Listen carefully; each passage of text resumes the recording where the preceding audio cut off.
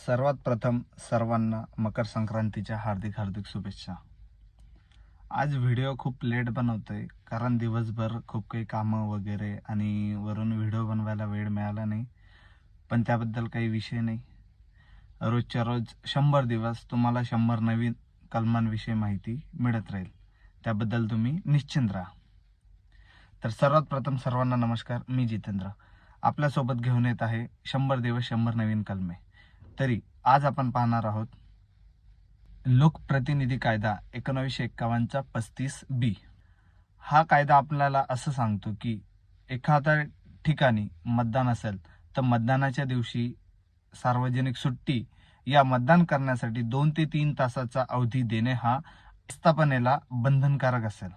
या कायद्यानुसार प्रत्येक नियोक्ता या प्रत्येक आस्थापनेला मतदानाच्या दिवशी आपल्या जेवढेही कर्मचारी आहेत तेवढ्या कर्मचाऱ्यांना सुट्टी देणे किंवा 2 ते 3 तासाची मुदत देऊन मतदान करण्यासाठी पाठवणे हे सर्वांना बंधनकारक असेल।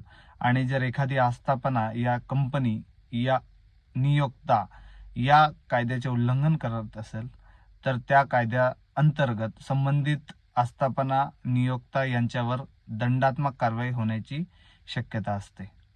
तरी मतदान हा सर्वसामान्यांचा हक्क आहे आणि त्यासाठी मतदानासाठी सुट्टी किंवा वेळ देणं हा सर्वांसाठी बंधनकारक आहे। तरी पुन्हा भेटूया 100 दिवस 100 नवीन कलमे। यूट्यूबला सबस्क्राईब करा आणि फॉलो करायला विसरू नका। धन्यवाद।